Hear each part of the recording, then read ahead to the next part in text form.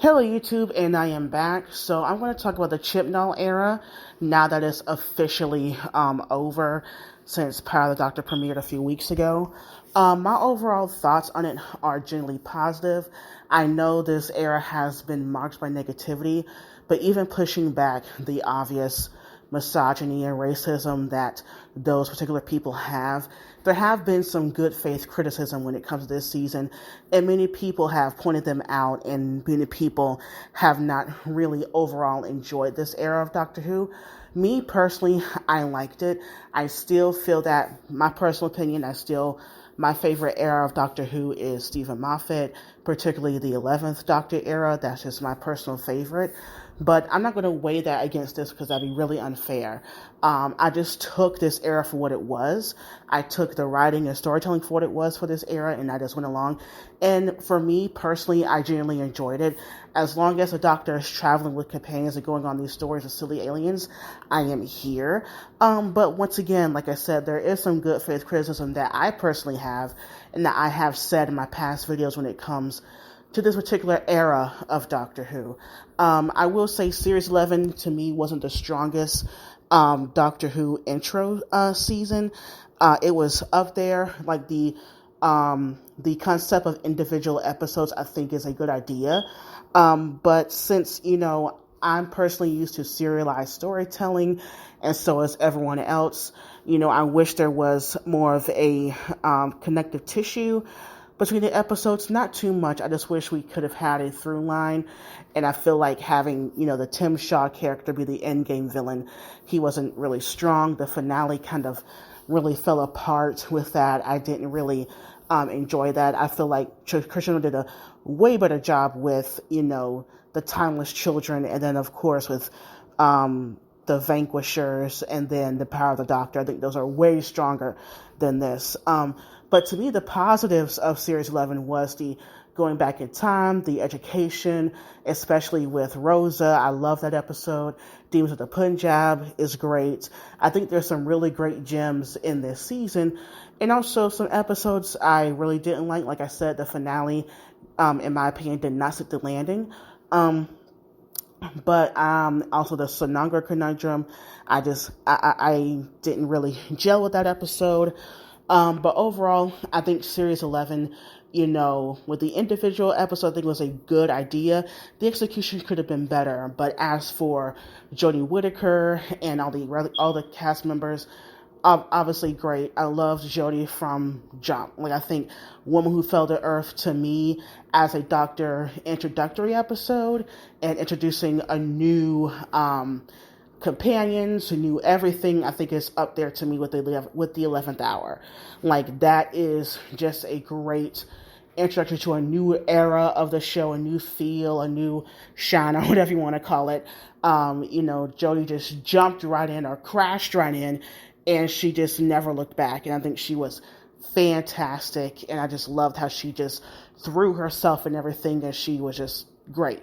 And another criticism with this season, I will say Yaz, even though we did see her family, we didn't get a really big through line with her. That greatly improved in Series 12. But what I loved about overall this era is that, at first, he didn't want to bring back older monsters or older characters. And then here comes Series 12. It's like, oh, here's the Master, here's Jack, here's the Daleks, here's this, here's that. So he was really amped to reintroduce multiple older characters and everything. And I think with the addition of Master, played by Sacha Dhawan, really upped the ante for this era and for the Doctor. And I loved the tit for tat that Jodie and Sasha played with those characters. You really feel the history there, and I loved their chemistry, and I loved their back and forth, and how they had the companions really ask the Doctor, like, who really are you? You didn't really tell us, and all the other stuff. And the thing that really affected the show was COVID. I think, because they revealed that Chris Chibnall and Jodie were going to stay on for 3 seasons, and then they were done. And it sucks that COVID really just, ruined their plans to where they only had to do 6 episodes, which became Flux. And then we had the 3 specials over this current year. And so I really would have loved to seen a nice full season of the Doctor. And when it comes to the character of Dan in particular, I didn't mind him, but I would have rather have a all-female TARDIS. Like, if Dan came in, like, in the specials, I would have been like, oh, okay, here's an extra character. I think he fits very well in the specials, and I think he fit well in Flux, and I understand why they would do that, but I feel like if we only had him in the specials and then we had a full season of Doctor and Yaz, we would have had more build up to their relationship and how Yaz's feelings developed, even though we could, like, when it comes to the whole Thasmin of it all, we could read that back in Series 11, and especially towards the end of Series 12. And I think that was a great way of doing the romance between the Doctor and companion, whether the Doctor has been through this before, and Yaz, she has this love for the Doctor, but she doesn't want to cross that line concerning what that means. And I like how they played that evenly. So yeah, because that doesn't work out with the Doctor at all. And when it comes to Ryan and Graham, I love their storyline. As opposite to Yaz in Series 11, their storyline comes full circle and gets this full moment of them as characters individually and together. And I thoroughly enjoyed them as like a team TARDIS and as that. But you can tell in Series 11, they were trying to really sparse out, okay, whose story do we tell here? Is it Ryan? Is it Graham? Is it Yaz?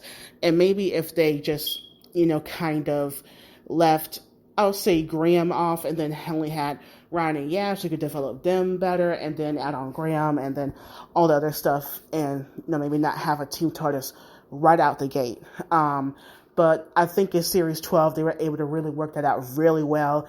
It really improved. And the same thing in Flux.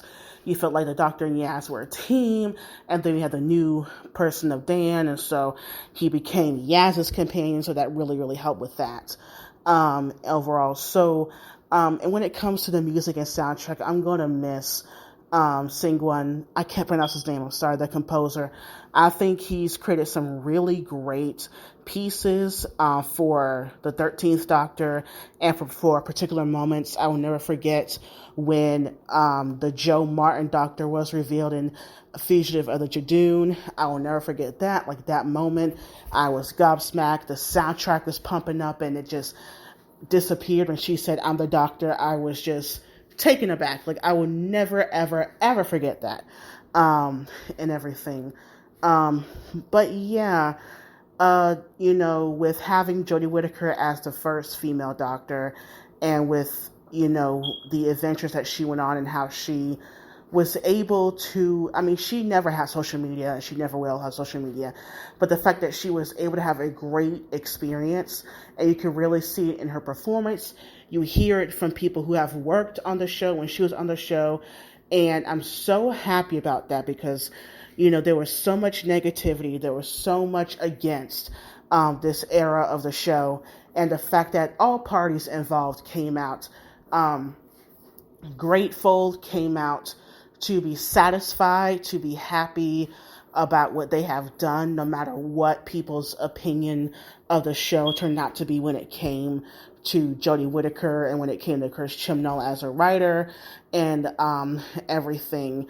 I really think everyone had a satisfactory time on the show with these people. And I think people who have had harsh criticisms on the show will look back on this and say, even though I may have nitpicks here and there, maybe I was too harsh, or maybe they, were like, we can go back over this. But anyway, I overall enjoyed this era of the show. It really pushed the show forward when you talk about diversity and front and behind the camera. It could have done more, and the show can always do more, which I will discuss in my next video when I look toward to the future. All right, bye YouTube.